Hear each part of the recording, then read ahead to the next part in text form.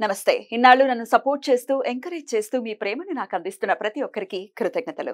అలాగే ఈ వీడియో కూడా ఖచ్చితంగా మీకు ఉపయోగపడుతుంది. లైక్, షేర్ అండ్ సబ్స్క్రైబ్ చేసి మీ సపోర్ట్‌ని నాకు అందించండి. అలాగే ఈ వీడియో పట్ల మీకున్న అభిప్రాయాన్ని కామెంట్ సెక్షన్‌లో కామెంట్ చేసి తెలియజేయండి. ఇప్పుడు వీడియోని చూద్దాం. నేను మీ జయశంకర్ సిస్ట్ల.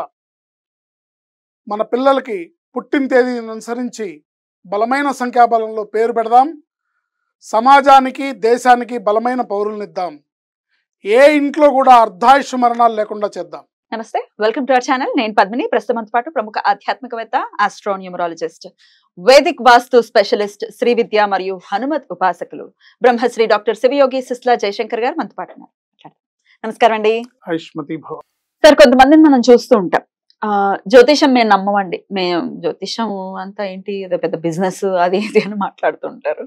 బట్ నిజంగా అవసరం వస్తే ముహూర్తం పెట్టుకోకుండా ఏదైనా శుభకార్యం చేయమనండి, చేయలేరు కదా. అసలు ఒక్కనాటికి చేయలేరు. ఒకవేళ చేస్తామన్నా ఇంట్లో వాళ్ళు ఒప్పుకోరుగా.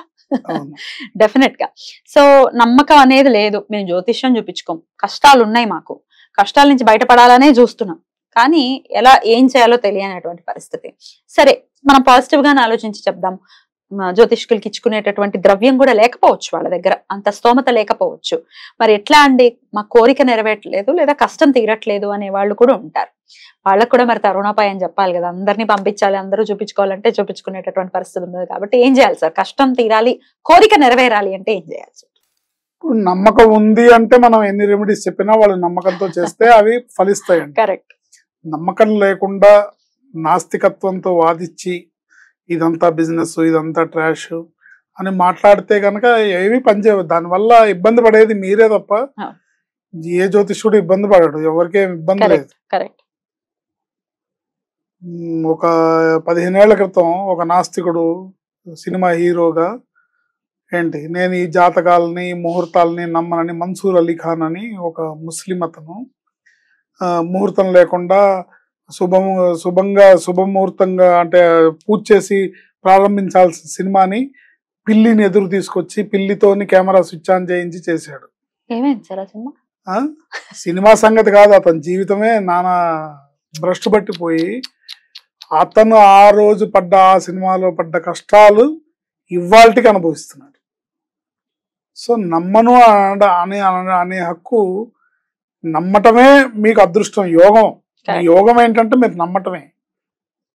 నమ్మి చెడిపోయిన వాళ్ళు లేరు, నమ్మక బాగుపడ్డ వాళ్ళు లేరు. ఏదైనా సరే నమ్మాలి. నమ్మకుండా ఎట్లా జరుగుతుంది? ఎవరొచ్చి నమ్మిస్తారు? ఒకవేళ మంచి జరిగితే ఎవరికి జరుగుతుంది?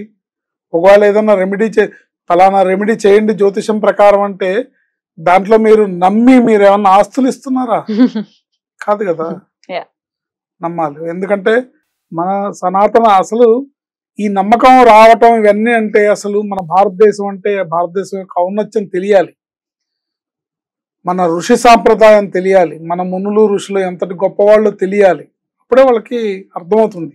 ఏవీ తెలియకుండా ఏదో గాలికి మాట్లాడేసి ఏదో చేసేస్తే కుదరదు. దైవాన్ని నమ్మాలి ఏంటి. సో ఇలా నమ్మి చేసుకుంటే అనేక రకాల రెమెడీస్ మన పెద్దవాళ్ళు చెప్పారు. చాలా మంది చాలా కష్టాలు పడుతుంటారు. నమ్మకం లేక కొంతమంది జ్యోతిష్యుల్ని సంప్రదించారు, కొంతమంది ఏమో వాళ్ళకి స్తోమత లేకో, లేకపోతే ఆసక్తి లేకో, లేకపోతే సమయం లేకో, సరైన వారు దొరకకో, ఏదో కారణాలు ఇచ్చా ఏమో అందరు చెప్తున్నారు, ఎవరి దగ్గరికి వెళ్ళాలి నాకు తెలియట్లేదు, కన్ఫ్యూజన్ అని ఉందే అని అనుకుని ఆగిపోవచ్చు. సార్, సరైన జ్యోతిష్కుల దగ్గరికి వెళ్ళటం కూడా ఒక యోగం కింద కన్సిడర్ చేయొచ్చు. అంతే కదండి. సరైన జ్యోతిష్కులు సరైన పరిష్కారం దొరకటం కూడా దానికి కూడా ఒక యోగము. వాళ్ళకి సమయం రావాలి. కరెక్ట్. వీళ్ళు కాల్ చేసిన సమయం, సందర్భం, వాళ్ళతో మాట్లాడిన సమయం, సందర్భం. ఇప్పుడు జ్యోతిష్యం యొక్క శాస్త్రంలో తప్పు ఉండదు ఎప్పుడు కూడా. జ్యోతిష్యం అయినా, న్యూమరాలజీ అయినా, వాస్తు అయినా శాస్త్రంలో ఏ విధమైన దోషం లేదు. ఉంటే గింటే శాస్త్రజ్ఞుల్లో ఉంటుంది. వాళ్ళు ఎలా అర్థం చేసుకున్నారు, ఏం చెప్తున్నారు అనేది ఆ మనిషి మీద ఆధారపడి ఉంటుంది. సో ఎవరి దగ్గరికి వెళ్ళాలనేది వాళ్ళ విజ్ఞత.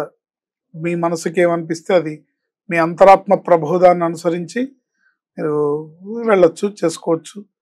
జ్యోతిషం జాతకం చూపించుకొని మీరు రెమెడీస్ చేసుకోవడం అనేది ఉత్తమమైన మార్గాన్ని ఇస్తుంది.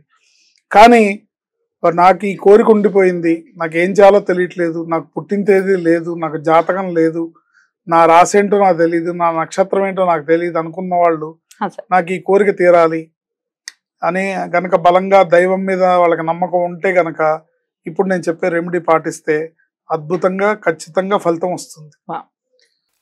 గురువారం రోజు సూర్యోదయం అవుతుండగా, సూర్యోదయం ఖచ్చితంగా ఏ టైంకి అవుతుందో, సూర్యోదయం 6:05 అయిందనుకోండి, ఖచ్చితంగా అదే సమయానికి వీళ్ళు శివాలయంలో ముందే రెడీగా ఉండి శివుని దర్శించుకోవాలి. సూర్యోదయ సమయానికి వీళ్ళు పరమేశ్వరుణ్ణి దర్శించుకోవాలి. 6:05 అంటే 6:05 వాళ్ళు శివుని చూస్తూ ఉండాలి. ఇలా 9 వారాలు 9 గురువారాలు చేస్తే ఎటువంటి కోరికైనా సరే ఆ పరమేశ్వరుడు గ్రాంట్ చేస్తాడు. ఆయన బోళా శంకరుడు, మించిన దైవం ఇంకే ఉంటుంది. సో ఆయన దర్శించుకోవాలి, ఆయనకి మీ కోరికను విన్నవించుకోవాలి. వీలుంటే ఒక 11 ప్రదక్షిణాలు చేయండి. దర్శనం అవ్వగానే మీ కోరికను విన్నవించుకోండి. ఎటువంటి మీకు ఇబ్బంది ఉన్నా, కోరికున్నా, అంటే ఒక కోరిక నాకు ఇబ్బంది తొలగాలని ఉంటుంది, ఇంకో కోరిక నాకు ఇది కావాలి అని ఉంటుంది. అది ఇబ్బంది కాకపోయినా అది నాకు ఇది కావాలి, ఇల్లు కట్టుకోవాలి, ఇప్పుడు ఇల్లు లేకపోయినా ఇప్పుడు బాగానే సాగుతుంది కదా, కానీ ఇల్లు కట్టుకోవాలనేది ఒక కోరిక, లేకపోతే కారు కొనుక్కోవాలనేది ఒక కోరిక. ఇలాంటి కోరికలు ఉన్నప్పుడు మీరు ఆ పరమేశ్వరుని ఆశ్రయిస్తే 9 గురువారాలు సూర్యోదయ సమయానికి ఆ పరమేశ్వరుని దర్శించి 11 ప్రదక్షిణాలు చేసి మీ కోరికను విన్నవిస్తే తప్పకుండా ఇది సాకారం అవుతుంది, మీ కళ సాకారం అవుతుంది అనేది నిస్సందేహంగా చెప్పుకోవచ్చు. Beautiful sir. అయితే ఆడవాళ్ళు చేస్తున్నట్టయితే ఖచ్చితంగా మధ్యలో అడ్డు వస్తుంది, అప్పుడు పర్వాలేదా? అడ్డు వచ్చినప్పుడు ఆపుకోవటమే. రెండో వారం ద్వితీయ విఘ్నం కాకుండా చేసుకుంటే మంచిది. రెండో వారం ద్వితీయ విఘ్నం అవ్వకుండా ఉంటే 9 వారాలు కంటిన్యూగా చేసుకోవడం వల్ల మంచి సత్ఫలితాలు వస్తాయి. ఒకవేళ ఆడవాళ్ళు ఉంటే కనుక వాళ్ళకి ద్వితీయ విఘ్నం అవ్వకుండా ఉండాలంటే వాళ్ళకి 6వ రోజు నుంచో 7వ రోజు స్నానం అయిన తర్వాత ప్రారంభిస్తే, వచ్చే ఫస్ట్ గురువారం ప్రారంభిస్తే రెండో గురువారం 3వ గురువారం మీకు అడ్డు రాదు, 4వ గురువారానికి ఎప్పుడో వస్తుంది. అప్పుడు పర్వాలేదు. ఈ 3 గురువారాలు లెక్క మళ్ళీ స్నానం అయినాక మళ్ళీ 5వ రోజు తర్వాత దర్శనం చేసుకుంటే సరిపోతుంది. గురువారం నాడు ఈశ్వరుణ్ణి చూడటం ఏంటి సార్ దీని వెనకాల ఉన్నటువంటి లాజిక్? అంటే మనకు ఆది గురువు పరమేశ్వరుడు, సమస్త గురు స్వరూపం ఆయనే, దక్షిణామూర్తి ఆయనే, ఆది శంకరాచార్యులు ఆయనే, కృష్ణుడు ఆయనే, రాముడు ఆయనే, ఆయన ఆది గురువు.